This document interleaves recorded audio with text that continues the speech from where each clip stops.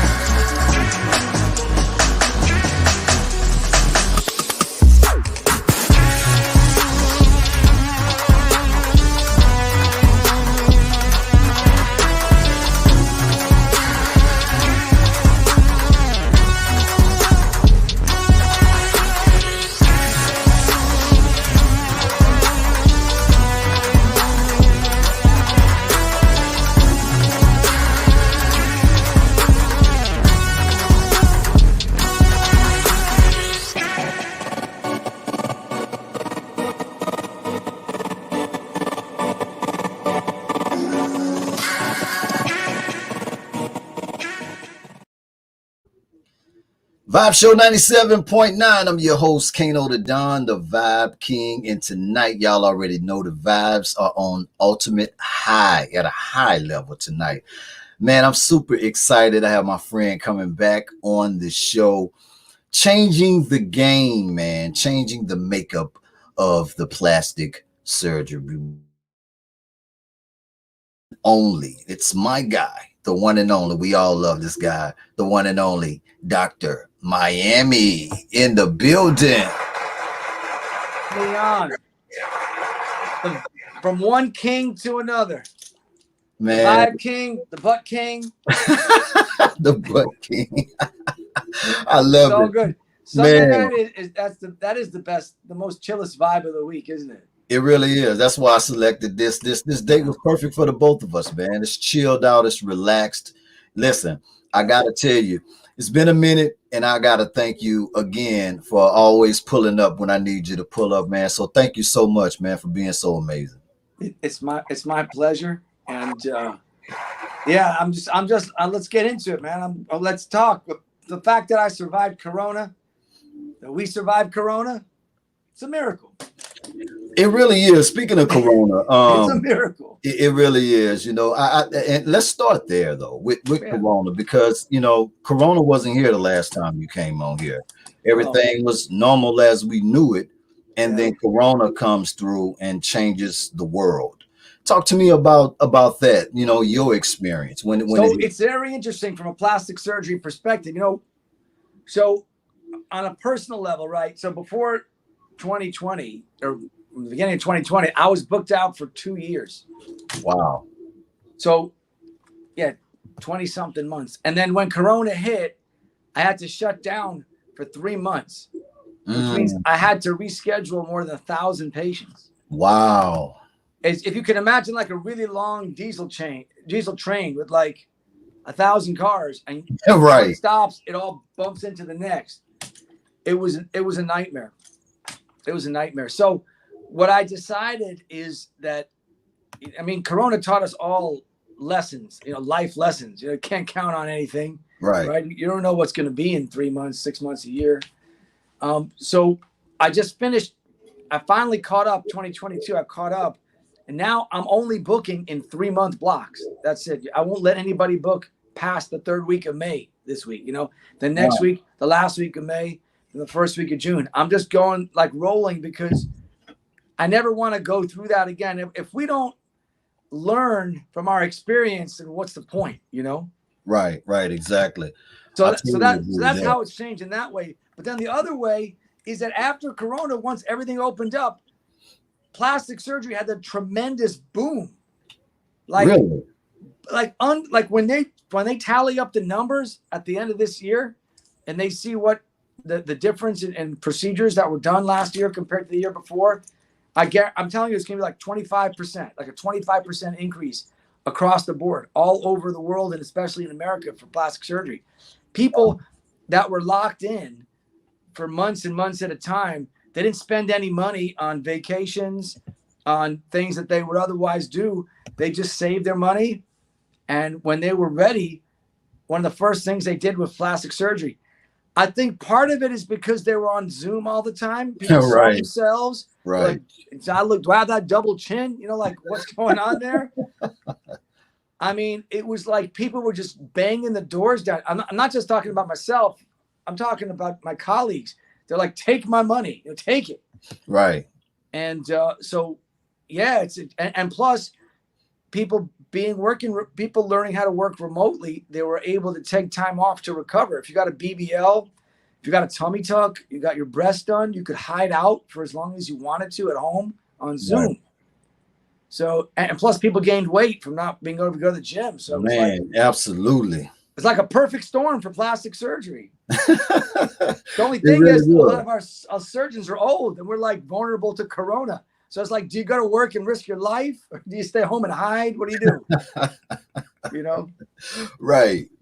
I got a question too, from a fan of yours. They wanted to know, as far as like, because they were trying to travel down a similar path as far as becoming a plastic surgeon, and they wanted to know about the journey in school, like from a financial aspect, because it's like 15 years. Oh, it's delayed gratification. You have to delay your gratification as long as you can, and when you think you can't delay it anymore, you delay it some more. Right. When you're 20 years old, I mean, think about when you were 20 years old, right? You're 25 seem old. Like, right. You can't think to 25, let alone 30 or 35, 15 years down the road. But if you want to be any kind of surgeon, but especially a plastic surgeon, you have to learn how to delay your gratification. You have to learn how to, not spend money when your friends are when you're in school and you're, amassing this debt, $300,000, $400,000 worth of debt, living on student loans, grubbing off your relatives and friends. You have to be able to kind of push whatever the word is, jealousy aside. Right. People who are going out having a good time, they already have jobs and moving and shaking. But you know that your time will come. It's gonna come in your 30s and 40s. It's not gonna come in your 20s. You're basically sacrificing your whole 20s. Right. In a lot of ways. It's a long road. I think it's worth it. When you look at a life, let's say you're gonna live 80 years, you're talking about a career that could last 40, 50 years. I think it's worth sacrificing, that period of time. Right. Right. Not unlike, let's say, professional athletes. They sacrifice. The great ones. Their whole teenage years are just practice, tournament, practice, tournament. They don't get to do the other stuff people do, but then they shine in their 20s, 30s. With medicine, with surgery, it's just push that back at least 10 more years. You sacrifice your 20s and early 30s to shine in your 30s and 40s and beyond. Right. Let me ask you this from a mental perspective, though. I feel like it's going into the medical field, whatever lane it is. I don't think that it's something that's just, oh, I'm doing this because of the money that's involved in it. No, there are way easier ways to make money. Way easier ways. I mean, if money is what you're after, now you won't starve if you go into medicine. There will be food on your table. You'll be able to support your family. You get respect from the community. You have it's distinguishing. And that's all stuff you really can't put a price tag on. But don't go into medicine if your primary motive is money, because it's not worth it. There's just way better ways, easier ways to make money. But they may not be as gratifying, Right. like I don't know. Look, what I do, and what other doctors do. I mean, it's extremely rewarding emotionally, intellectually, it's challenging, creatively. It's plastic surgery. There's a lot of creativity in that part. Right. And then when you have the gratitude of patience, and you help people, again, those are things you really can't put a monetary figure on. You can make a ton of money being a lawyer or being a real estate developer, putting up a building. There's a certain amount of satisfaction in that, or on the stock market, or opening up a restaurant, anything. Right. But it's not quite as gratifying, I don't think, as when you help people, which is what you get in medicine. Plus, the other thing I like about medicine is you get a front seat on life. Right. That's what when people ask me, like, what are the main benefits of a career in medicine? It's that, and whether you're a nurse, an ER nurse, a doctor, whatever, you really get a front seat on life. Like, you see everything. You meet thousands of people. You meet maybe tens or hundreds of thousands of people over your career, and you get to meet people when they're vulnerable and help them, and you really get to connect with people. You don't get to do that in most businesses. Right. Your approach, I feel like, and I wanted to ask you this a while ago. Your approach, has it always been this approach for you? Because I feel like you got your traditional way, but your approach, when you arrived, school is behind you. Now you're ready to do your own thing. Right. Your approach mentally, from a mental aspect, like, you know what, I want to do this a different way. I want to be fun. I want to make people feel. Talk to me about that. So that's one of the things. Okay, so like the traditional medical training, if you watch Grey's Anatomy, or you watch any of those shows, ER, it really does in some ways like squash your personality a little bit. You know what I mean? Like, it's designed to take your sense of humor away. Right. And I mean, and I understand why, because not everybody knows where the line is. Like there's a lot of, like it's very serious subject that you deal with in medical school and training and everything else. But that doesn't mean that you need to lose your sense of humor or your personality. Mm-hmm. And so during, I would say, 7-8 years of training, it kind of hibernates a little bit underneath. Right. And for most people, by the time they come out, they're just like, forget it. I'm going to be this serious, guy with a white coat that kind of sits back, and I'm the expert. I'm going to tell you how things should be. And I have all these degrees on my wall. Listen to me. And that's kind of what they aim to produce. And that might have worked well, maybe in a different age, like in the 60s, 70s, before the internet. Let's put it that way. Right. Where a doctor mainly relied on his degree and his credentials to earn your respect. Mm-hmm. In other words, you just went into his office and he said, "Oh, you have a brain tumor. This is what we have to do." Where were you going to double check his work? Nowhere. Right. Maybe you got a second opinion, maybe. And he said the same thing. Once the internet, and WebMD came up and everything else, people were like, they took a lot of, they and like all institutions, everybody questions everything now. Mm-hmm. No one's just going to take your word for it. They're going to go online. They're going to look. They're going to see. They're going to do their own research. And I think a lot of doctors were not prepared for that. Right. You know what I mean? They weren't prepared to have their authority questioned in any way. Mm-hmm. Because they weren't trained to connect with people in a way, to explain to people in a way that they could understand. Like, why should they bother? I'm the doctor. You have to listen to me anyway. Why should they bother connecting with you or explaining alternatives or this or that? That makes sense. I was fortunate in that I kind of like saw the end of that way of practicing medicine maybe a little bit earlier than others. And so even from the beginning of my practice, I chose to go my own way. I didn't join a university faculty. I didn't join a group of older surgeons that would kind of mold me to kind of act in their lockstep fashion. So it gave me a lot of latitude, and that's, and so what you mentioned before, like kind of how I relate to my patients and to people through social media, that's a byproduct of that. Mm-hmm. Mm-hmm. Which has been proven successful as well. So many, I see tons and tons and tons of testimonials of people showing gratitude and love towards all of the amazing work that you've done, helping them from a mental aspect, helping them from a physical aspect. And it connects with what you're saying right now with that gratification for you, because you know that means a lot to make somebody happy. And I think that somewhat in some way in this world that we're in right now, I think we're kind of losing the essence of it in a way of making people happy. You know, it's all about me. It's you know, about me.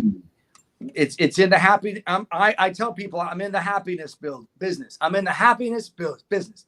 I need to make people happy. I need to make my patients happy. You know, I need to make my coworkers happy, my staff happy.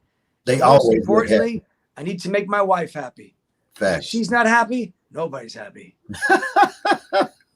Man, I'm telling you. Now,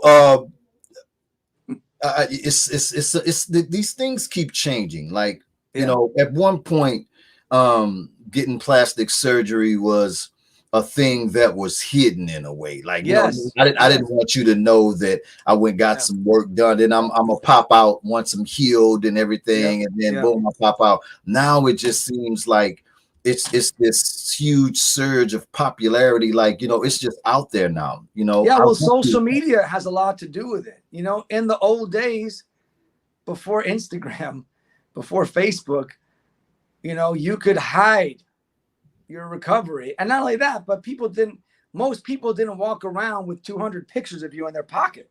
Right. You know, like you had physical pictures printed, you know, maybe one when you were 15, one when you were 18, one when you were 20. They sat in an album in your house, or maybe in your auntie's house or somebody else. So there was nobody could call you on it. Nobody could say, hey, I have this picture of you from 6 months ago. Your boobs didn't look like that. Your butt didn't look like that. Your nose didn't look like that.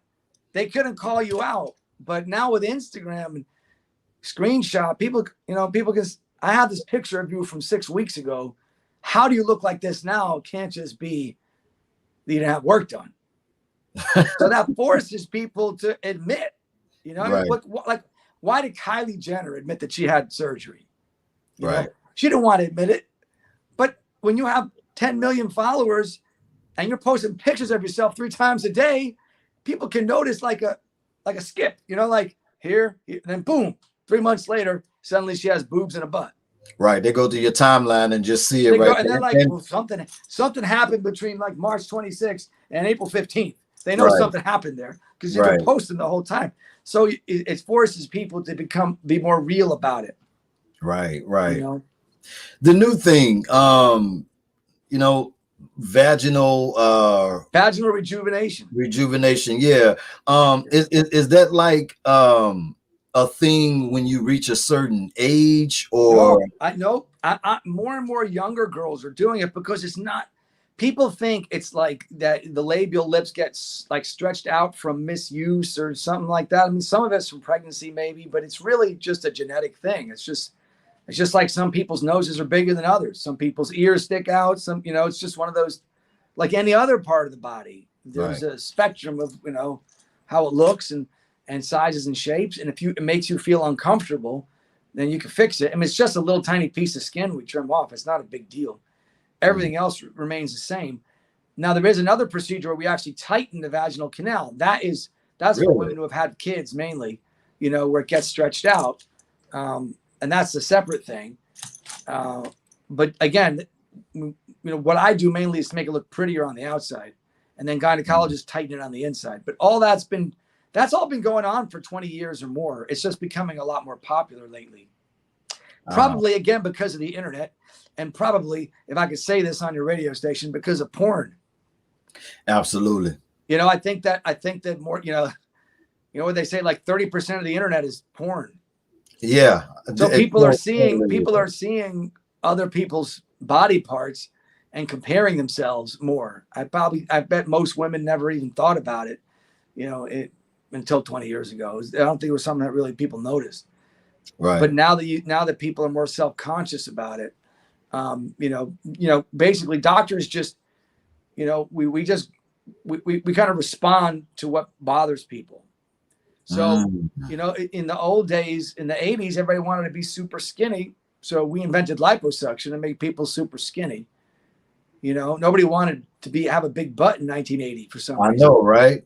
I don't know why, but now everyone wants a big butt. So we develop techniques to give people what they want. Wow, man, that's you know that's crazy when you think about it, you know, and it's just like we just had this wave that came through, and you just start seeing big asses everywhere. I'm just like, well, I think that I have my theory about it. What's your theory on it? So I think that men have always been attracted to bigger butts. I just feel like if you look back at like the pinup girls in the 40s and 50s, you know, Marilyn Monroe and all, you know, like all those people, the kind of posters guys put in their lockers back before there was internet and everything, it was usually curvy girls. Yeah. And if you even go back further than that until like, you know, thousands of years ago, whenever archaeologists dig up some old culture somewhere, they'll find little statues of women and they all have big butts for some reason. Right. Nobody. This is the fertility goddess. It's always got a big butt. It's not like some Twiggy. Right. I think that if you polled men everywhere, I think that the big butts would win. But again, things go in cycles of, you know, culture, you know, goes in waves. Right. You know? What's the biggest man procedure though? Right now it's liposuction. It's still liposuction. It is. You know, people want to, we got to make themselves more defined, or definition of the chest, you know, 6-pack abs, that sort of thing. We do a fair number of, you know, nationally, rhinoplasties, chin implants. You know, the penis implant is a thing. Wait a minute. Wait. Hold up, Doc. Now, the penis implants. It's a thing. Yeah, it's a thing. Really? It's a thing. Yeah. I mean, there aren't enough people doing it, but there's a tremendous demand for it. Like you said, an implant, so you're adding extra. You're adding extra. You get about an extra. You can get like 2-3 inches of girth and like an extra inch of length. You can't get more than an inch of length, though. Well, you know, in fact, I would urge your listeners to DM Elon Musk and tell him to, instead of going to Mars, he should work on how to lengthen penises. I don't see why all that brain power is wasted on something like that when we have so many problems to solve here. Right. So as of now, all you can do is add maybe an inch in length and 3 inches of girth. And it's not a perfect operation, but it works. You know, and I'm talking about for healthy men. I'm not talking about the penis implants that people use for erectile dysfunction. I'm talking about something that's actually put in under the skin, added to your own natural penis. You get an erection the same way. You have the same function and everything else. Man, I'm learning some stuff here, man. It's crazy, man. I know. Just imagine what they'll have in 25 years. Your penis will probably hook up to your phone via Bluetooth or something. Your girlfriend can start it up at home, but before she gets home, man, text you or something, and thing will just go. It's definitely going to some places. I can tell you that right now. Yes, it is. Why do you think though? Why do you think that it's hard for? And this was another fan question. Hard for most women to lose the stomach weight after having a child. Yeah, it's like that weight won't go anywhere. Yeah, because that whole area of the body. Now, not all women, nothing applies to every human being. You know, every single person is their own individual person. You know what I mean? Right. But for many women, that lower abdominal skin through pregnancy, once it gets stretched out, it's just stretched out. It's like a balloon. You ever like blow up a balloon? Like a water balloon? You blow it up the first time. It's hard to blow it up. It's got a lot of elasticity. Yeah. It fights you. But then once you blow it up one time, it's easy to blow up. In fact, it looks like it's like stretched out and wrinkled. That's exactly it. And there's no cure for that. There's no exercise in the gym to bring back the elasticity to your skin. The only thing, and the fat underneath it, the only thing you could do is cut it out with a tummy tuck. And it takes, it takes a lot of women years to figure that out. struggling with diet and gym work and all that. But once you see that skin wrinkled and stretched out, it's time for a tummy tuck if it bothers you. Now, if it doesn't bother you, you know, live your life and don't look back. But if it bothers you, the tummy tuck's the only answer we have. Right. Absolutely. You know, congratulations, you know, 1.7 million on your Snapchat. And I want to talk about that when we come back. I got to go pay some bills real quick. We're going to run a show. We'll be right back. It's the Vibe Show 97.9 with me and the one and only Dr. Miami. Y'all make sure y'all keep it locked in. Ooh. I'm a plastic surgeon, and I make people feel better about their bodies. Watch me as I Snapchat my way through Monday. We started making videos on YouTube, and my daughter said, Dad, why don't you try Snapchat? It spread like virally. Within a year, we had 1 million viewers, 2 million viewers every day. I'm the truest surgeon in the OR. Create the baddest bitches you've seen by far. Rick Ross, Snoop Dogg, 2 Chainz, huge artists in hip-hop and pop culture. When they're looking to explain plastic surgery in a lyric, they don't say plastic surgery, they say Dr. Miami. That's really cool. That is really cool. Yes, it is. Back with the one and only. Can I humble brag a little bit? Absolutely. 2 weeks ago, I was in LA shooting a music video, right? A Snoop Dogg and Cheech and Chong music video with Dogface. And I get to ride in Tupac's Lowrider from Live and Die in LA. No way, man. I know. That was so cool. What did it feel like? If I live to be 1,000 years old, I will never do anything more cool or fun than that. You know, and you know, with the celebrity lifestyle, like, you know, with everything that you've been doing, like you've been mingling with celebrities for so long. Like, so many people have so much respect and regard to your work and you as a person. Like, what does that do for you too? You know, just being the cool doctor, being able to hang out. So I should make it clear. I don't live a celebrity lifestyle. I do hang out with celebrities, but my lifestyle is very much, you know, a working surgeon, you know, right. 7 o'clock in the morning to 8 o'clock at night. I'm in the OR working, seeing patients. I don't go to clubs. I don't party. People are very disappointed when they find that out, you know. Right. I'm a family guy. I got 5 kids. I got a grandchild. I got a whole team to support, you know. Right. You know, you know what I mean? A whole team. That focus got to be there. A whole team to support. So my focus is there.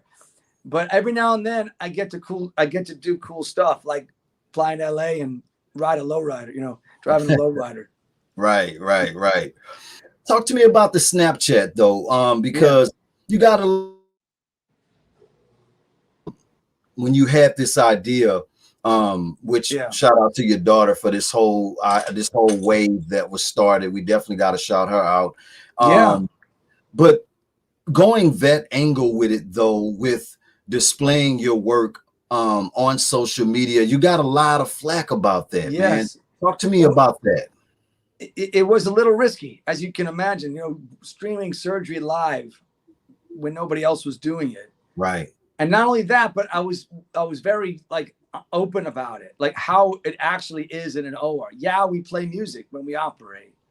Right. Yeah, there's a whole team there, you know, it's not like just one dude, you know, what before and afters are, what, like how the sausage is made. You know, you see the blood, you see the bruising, you see the post-op, you see the patients in discomfort afterwards. You know, all you see on a billboard for plastic surgery is like a beautiful before and after picture in a bikini. Like it's getting your hair done. Like walk in and walk out, fabulous, go to the beach. It's not like that at all. So I was kind of peeling the curtain back a little bit so people could see how it actually happens.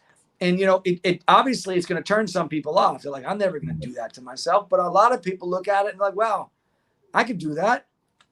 If she could do it, I could do it. Right. If he could do it, I could do it. And, you know, and showing real people their experiences, you know, in real time, you know, as they're going through it, having them talk to the camera in recovery and, you know, in not just in the recovery room, but like days later, weeks later, months later.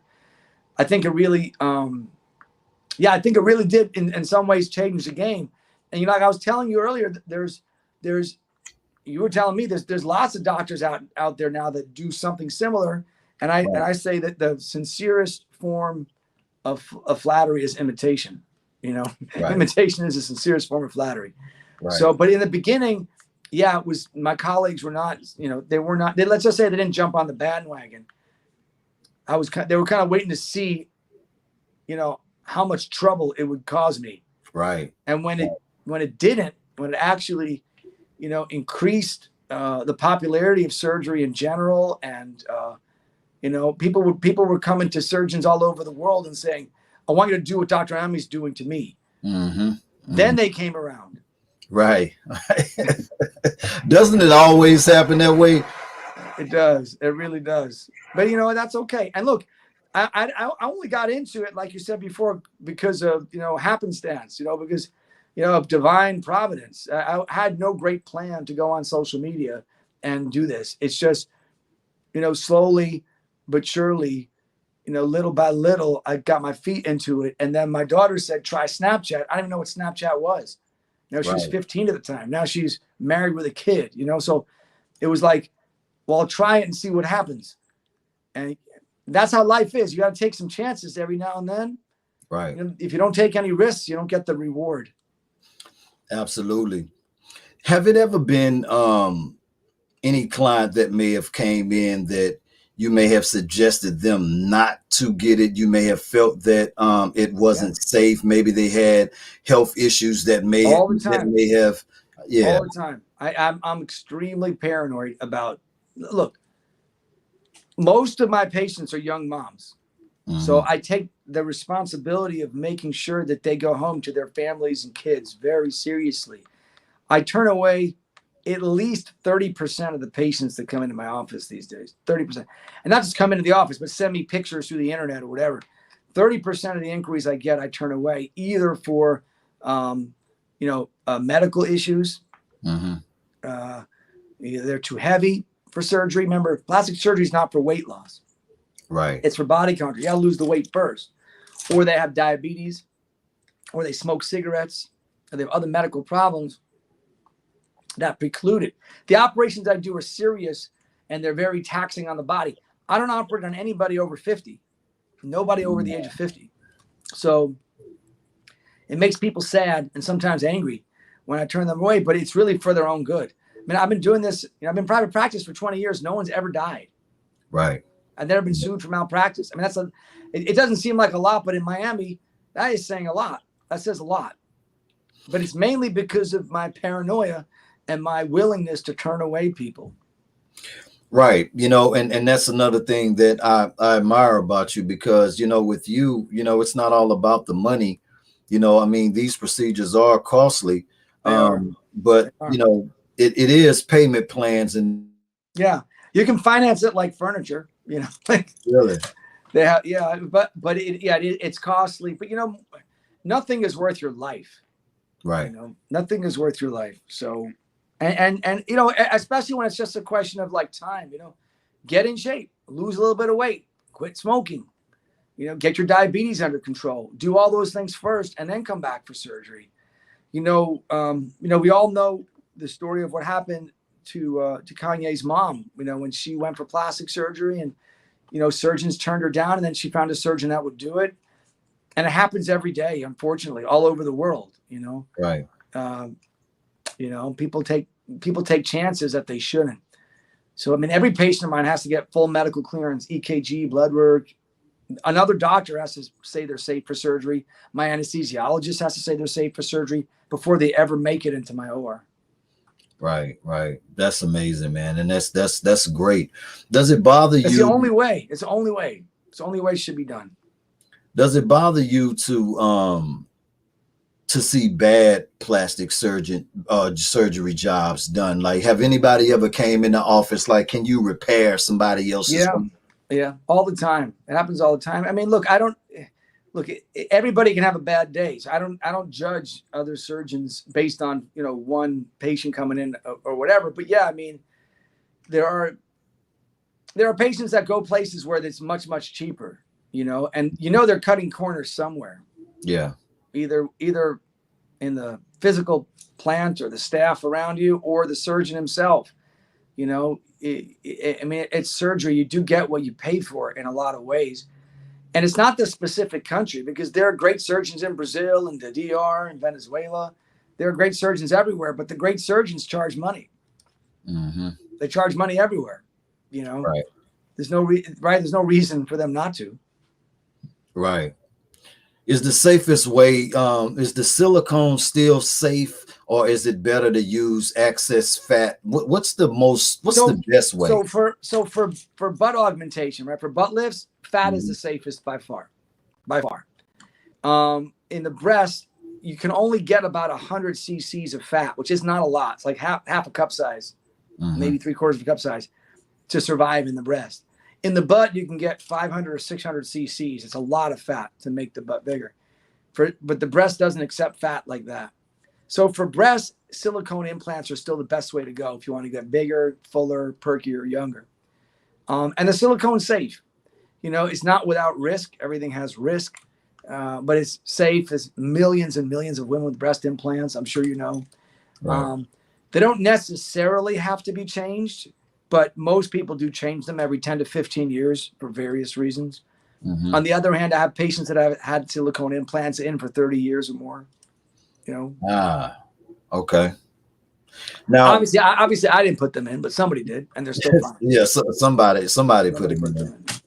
Surge Records, man. Like, where did this passion come from? Surge Because, Records, like, baby. you've signed. I've signed ours. We made some videos. Listen, it's all fun. It's all for me. It's all fun. You know, my main focus is the surgery, and everything else is the hobby around it. And if you're going to have a hobby, why not try to combine your work and your hobbies together? Right. And so that's one way I get to do it. Lately, I've just been appearing in other artists' videos, you know, with small cameos here and there. Right. Yeah. And Ellie Chapa, I was in one of his videos this year, came in during Corona, wearing my mask and everything. How serious does it get, though, as far as, let's just say, somebody is interested in, you know, maybe possibly trying to get an opportunity to sign with you? Like, what's that process? I'm not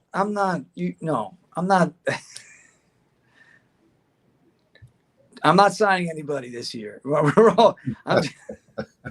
I gotta ask that, because I mean, you gotta ask. Yeah. At one point, I was listening to tapes like every day. Look how old I am, listening to tapes. I was listening to MP3s. You know, I was listening to music every day, trying to find the next big thing. But I'm not doing that now. But you know what? Maybe in a few years I'll get back into it. You know, when I'm more closer to retirement, that might be another hobby to pick up again. Right. You know what I mean? Yeah. Yeah. It was fun producing music. It's fun. It absolutely is. You know, it's still a lot of work as well, especially when dealing with it's a lot of work. People don't appreciate how much work I mean, unless you're in the industry, you don't realize how much work goes into, how hard it is to get you know, to promote and to hustle. It's a lot of hustle, the music business. Right. It really is, man. You know, congratulations. Now it should be around 28 years, you know, married. You know what I mean? Yes, it is. The balance though, you know, balancing it all out with work and family. I mean, a lot with recording, and you know, you're always busy. Yeah. Talk to me about the success of finding that balance though, to give family enough time and to still be successful with. Yeah, I mean, the main thing for me is I'm a one-woman guy. You know what I mean? Right. You have to accept that. Right. I think that's a big part of having a successful family and keeping your family happy and together. And that's, you know, that nobody can control that but you know. Right. And you know, I just made that decision a long time ago. And the kind of work that I'm in, where I see beautiful women naked all the time, day in, day out, it's not easy. I'm not saying it's not easy. Right. But you make that commitment. That's the main thing. The other thing I would say is, you know, I live close to where I work, and I live down the block from where I work. So there's no commute. That has been a tremendous asset for me. I would strongly encourage Anybody, I mean, a lot of people work from home now because of Corona, but when you go back to work, the closer you can live to your work, I think it's the less traffic you have to deal with, the more time you can spend with your family. Right. I think that's key. And then secondly is, I'm a religious guy. I believe in God, and God is real to me. Like some people, they just say God, but it's not like real to them. To me, it's Right. like real. And so, again, that's important. And I try to instill that in my kids, front and center, Right. and all those things. I think that's contributes to it. Work-life balance, Absolutely. You ever get tired? I heard you mention retirement. I am going to retire. I would like to retire in 10 years. 10 more years. And I think that's important that people know. I think that it's important to have an end game. Yeah. There's a beginning, a middle, and an end. And I think if you don't plan it, what do you think's going to happen if you don't plan it? What you have to make a plan.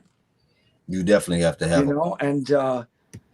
Nobody knows how long we have to live, but you can, you kind of say, okay, when I hit 60, I got to start thinking about winding it down. Right. What's important? I mean, how much time am I going to spend with my grandkids? How much time am I going to devote to other things? And that sort of thing. So, yeah. Absolutely. Your thoughts on the way that the direction that we're heading in as far as like metaverse and all of this stuff or whatever? Yeah, I mean, it's funny. A few months ago, when the metaverse thing hit the news and everything, I told Rosie, let's buy a big piece of property in the metaverse. We'll open up the first plastic surgery thing in the metaverse. And then I realized that it's probably the wrong time to buy when everybody's talking about it. Right. But I'm going to wait a little bit. I think there's something there. I think there's something there for businesses and for all kinds of opportunity. But I feel like it's a little bit too soon. It's kind of like the web, like the internet in like 1995. It's a little too early to know how it's going to shake down. I would wait another year or two to see if people adapted and whatever. Because some of these properties in the metaverse are expensive. I mean, the cheapest little plot, like $15,000 for just a little virtual piece of property. I'm not ready yet to do that yet. I almost was. I was very close, and then something in the back of my head said, "Slow down." Right. Is it scary though? Like in a way, from a mental aspect, though, because it reminds me of like the Matrix, man. Like people, everybody, you're sitting in the chair and you're in like Wall-E. Remember that movie Wall-E, the cartoon where they're like all sitting there, fatzos and chairs. Yeah, that scares me. I worry for my granddaughter. Right. But hopefully people will come to their senses, and it's not going to be as. I think the fact that we're worried about it means that we'll probably be able to prevent it from ending up that ridiculous. Yeah. There'll probably be some. I don't think we're all going to live all the time in the metaverse. Although we were talking about it before, kids today, they don't want to leave the house. They don't, man. I have to like push my kids to get the driver's licenses. Yeah. Yeah. When I was 16, that's all I wanted. That's all we wanted to do was, man, to get the wheel. Get the wheel. Just even if you didn't have a car, you just want just to be able to, have that opportunity. Right. Right. Does that bother you a little bit too, though? Yeah. What's like the balance of it though, with trying to, do you minimize device time, or like what's like your strategy? I mean, I try to minimize device time as much as I can. I remember when my daughter, when she was 11 or 12, I took away her phone till she was about 15, 16. So she went 3-4 years without her phone. Right. But I remember the first 3 months or so without her phone, she was like a heroin addict. I know, man. I was just about to say that they act like they zombified when you unplug them. You the accent, and they we need to fix. They need to fix. Yeah. So don't want no personality. It's like, and that's what I don't want my kids to lose is their communication skills, their personable skills, with people, because it's like they go around and they just like, Yeah, and sometimes their friends will call and be like, "We're going out to do this, this, and that." And they're like, "Nah, I'm good." I'm good. I'm like, Like, man, go good outside. doing what? Staring at the screen? Yeah. You know, like, come on, get out there, do something. Right.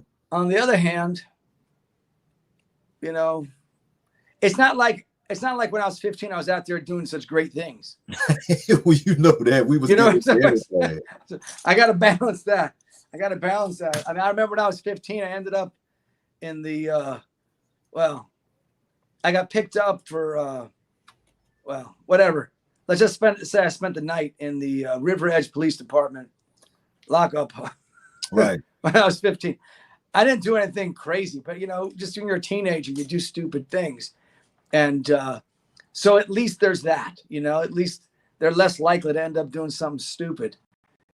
But on the other hand, it's kind of you kind of grow up by doing stupid things in the real world, not just online. Right.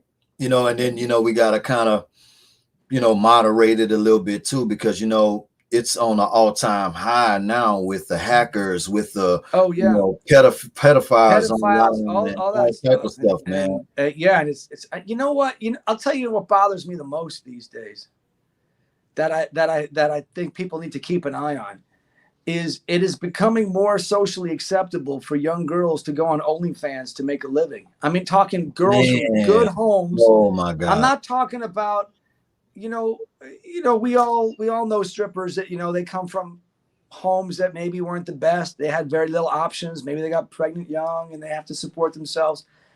I'm not judging that at all. Right. That's they have to walk that road. But I'm talking about girls that are coming from good homes. Right. That have college degrees that should know better. And they're just, they're basically, making a living. They become basically sex workers. And, and the problem is that when I mention that to my teenage boys, they're like, yeah, it's becoming more and more socially acceptable for, like, what? You want to marry that girl? Right. Like, you want to have a family with that girl? Right. It's on the internet. It never goes away. It's crazy, man. Those because videos it's never like, go away. I asked every female artist that may come on the show. I always ask them, because like it's like a shift with everything, and I don't know if this is from like maybe the elders before them or whatever, maybe it's just this generation. I don't know, but it's weird because it's always like they're always the angry rap chicks. Like, you know, I'm like, what are you so upset about? Like, you know, it's just like, and then it's like they're pushing this envelope of, you know, get the money from them, or it's like there's no value within the music now. It's like it's not like how it used to be. And I'm all about evolving, and I know the world's going to evolve and all that, but I'm just saying at the end of the day, I think when, you know, reality TV kicked in heavy, everything was a reality show, and it always displayed fighting, and we always seen one reality show, we've seen it all. But you know what, that's entertainment, you know. I think people used to know the difference between entertainment and real life and their personal life. And you know, when everybody can be a porn star, right? I don't know. From their phone, only fans just destroyed the game. I mean, it's just. I didn't like it, but I'm talking. Anyway. It's just as a parent, as a grandparent. Again, I was expecting to hear more of like, oh my God, I can't believe she's doing that. Instead, I'm hearing, better this start. It's just like another career path. Exactly. Like it's another career path. Like, no, it's wrong. So somebody's got to stand up and say it's not right. You know what's weird though? What's weird about it is like, and that's why I kind of feel in a way that these social platforms, they play a role in the direction of from a mental aspect of the way that they're moving the culture. You know what I mean? It's like, because it's like you allow this, but then somebody who's on a positive kick or something like that, or putting out information, valuable information, you'll shut their pages down. Yeah, it's almost like it's a race to the bottom. You know what I mean? Like the lowest thing gets the most attention. Right. And anyone who tries to like raise it up a little bit, any little bit of a level up, it's like, nah, we don't want to hear you. Right. Do you think that'll ever change? I think it will. I think that things go in cycles, you know. Right. It's a very long arc, you know. Right. It might take 100 years. Yeah, you're right about that. It might take, you know, if you study history, these things. I mean, look at Russia and communism in 1917. That's all the kids were into communism. That's all they wanted: communism. And that took about 80 years, but eventually, like, you know what? Maybe this isn't so great. Right. And I'm just saying, these longer social things, they change, but they take a long time for people to come to their senses. Right. I just don't see how the cheapening of sex becomes. I don't see how that's a long-term plan. Right. You know what I mean?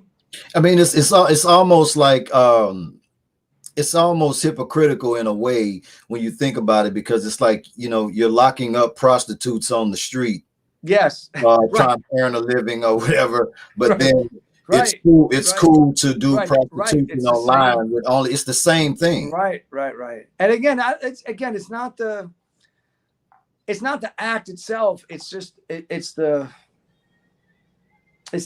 life choice that people make. And I'm afraid that they don't understand the consequences of that down the road. Right. I don't think people care, Doc. I just think people don't care. You know what? That's what my son told me. People don't. I said, is that girl thinking about her life when she's 25 or 30 or 35? She's like, no, they're not thinking about 25, 30, 35. No.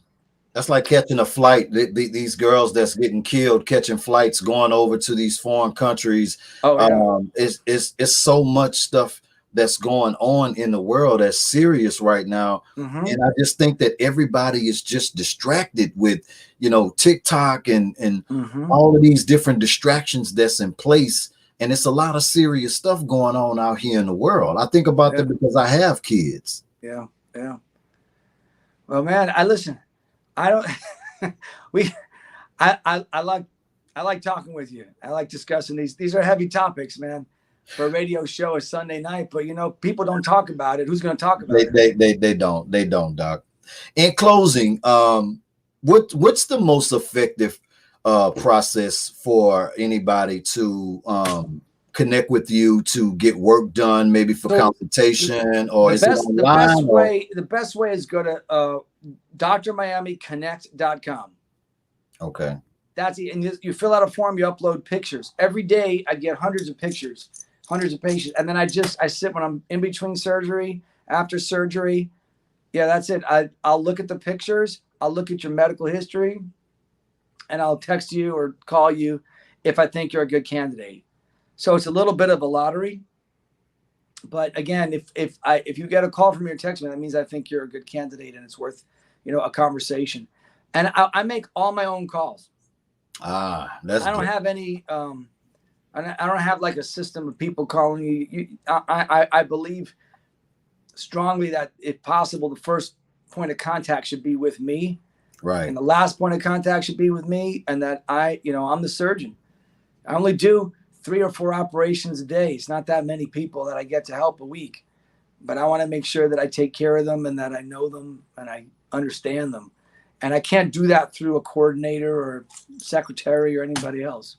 Right. That's very, very important, building that relationship, because you want people to be comfortable. You want them to approach the whole process with, you know, at least that organic connection there. Yeah. You know what I mean?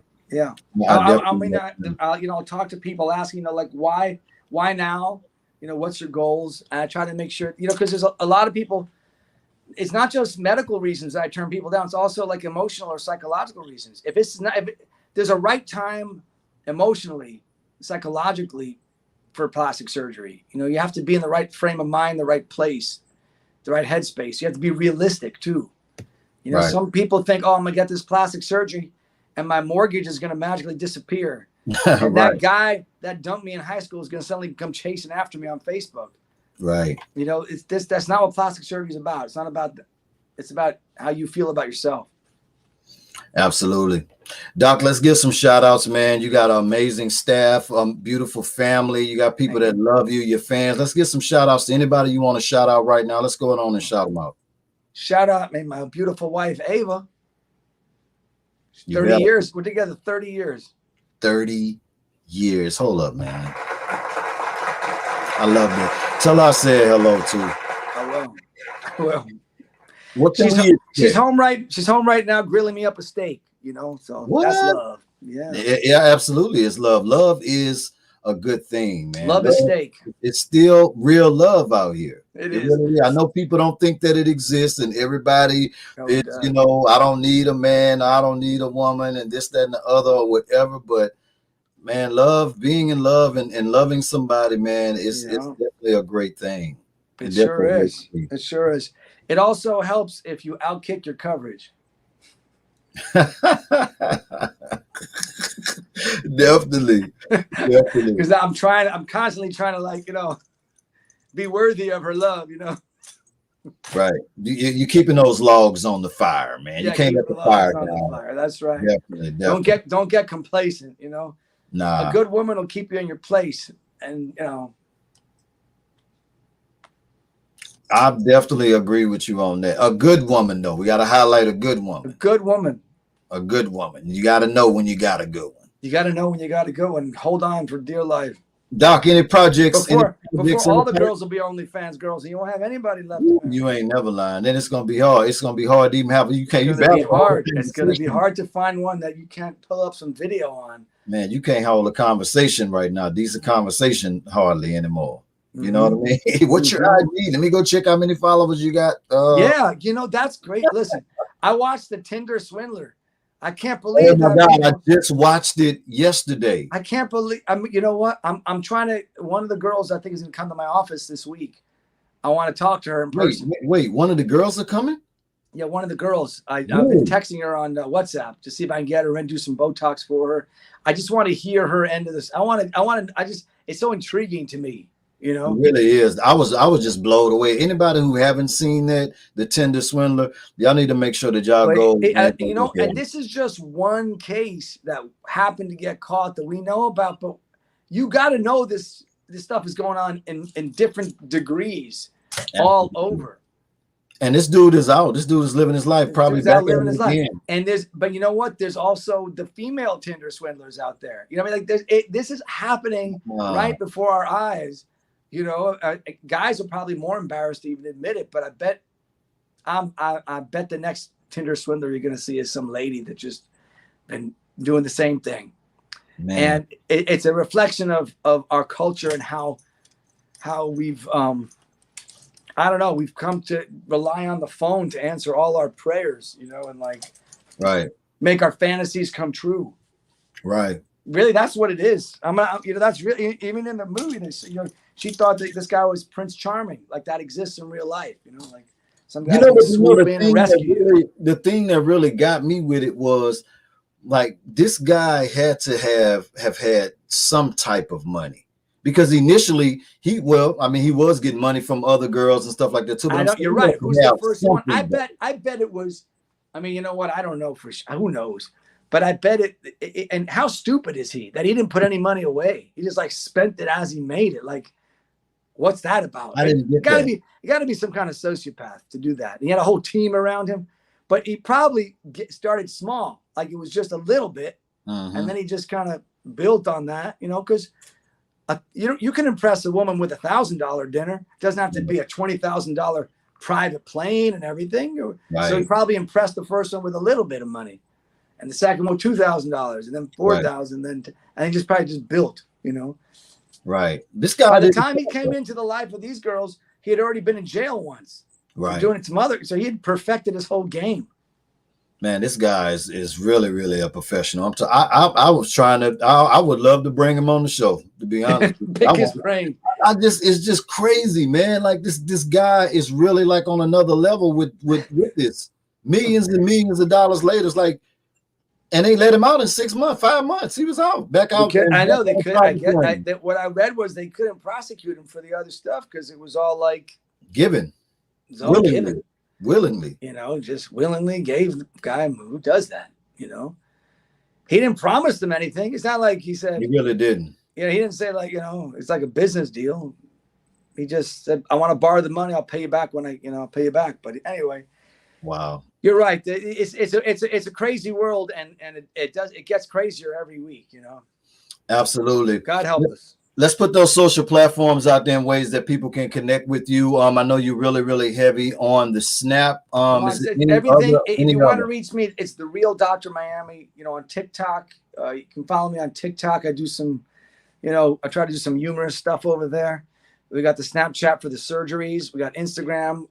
We show some deals. We do every now and then. I do giveaways, where I give away plastic surgery, so you can follow that up. Yeah. Oh yeah. Wow, that's dope. Yeah, we do a lot, and it's fun too. People who are deserving. And then we have, I got the TikTok, I got the Instagram, Snapchat, Twitter, all at the real Dr. Miami. Absolutely, kept it real simple for us. Y'all make sure that y'all connect. Doc, before we get out of here, I gotta ask you this. Because it has been so much going on. We've been touching on a lot of different serious subjects. A lot of people are depressed out here, man. And just, going through this whole COVID thing, people out of jobs, a lot of lives was lost or whatever. A lot of people are depressed. Yeah. Any uplifting words that you could leave us with? I mean, look, God runs the world, man. I think you need to leave it. You need to put it on God, and your problems are big, but God is bigger. And that, if I didn't have faith, I don't know how I could make it through these last couple of years. Man. I don't know. I don't know how else you could do it. Right. You got to know there's a plan, and things, you got to roll with the punches. Sometimes things goes your way. Sometimes things don't go your way. But what I find is sometimes the thing you think is like a terrible disaster ends up being a big blessing. And you only see that in hindsight. Right. I mean, for me, Corona ended up being a big blessing. Yeah. As far as, well, I thought it was a nightmare when we had to shut down and reschedule and all that stuff. But actually now everything's running a lot smoother because it forced me to stop and look at things and put priorities in order, right? With family and work, so all everything's a blessing. You just have to wait till you can see it eventually. Absolutely. Doc, listen, man, I love you all the time, man. I really, really appreciate this beautiful friendship, man, that we've been building. And I just want to thank you so much for always coming through for me. That you're part of the Vibe family. So, you'll be back on here again. And I want to tell you that we definitely proud of everything that you've been able to accomplish in the way that you've been blessing the world and changing lives, man, and making people happy. And we wishing you more blessings and more success with everything that you have going on. You too. Blessings and success and love to your family. And you have a great night. Have a great week. Absolutely, man. I'll hit you up. You got it. All right, Doc. It's the Vibe Show 97.9 with my special guest, the one and only Dr. Miami. Listen, y'all make sure if you enjoyed this, if you enjoy all this hard work that's being put in for me and the Vibe team, man, we would really, really appreciate it if y'all would hit that sub, give us that sub, hit that like, share, turn on those notifications for more exclusive Vibe interviews that we have coming up. Y'all make sure y'all keep it locked in because we got a lot going on. Listen, also, y'all make sure that you log on to the Vibe Show 97.9 exclusive radio station. Man, we are playing the hits. Stop. Log on at www.thevibeshow979.net. Also, while you're at it, rush on over there to the App Store and download our exclusive mobile app. Download it. It's the Vibe Show 97.9.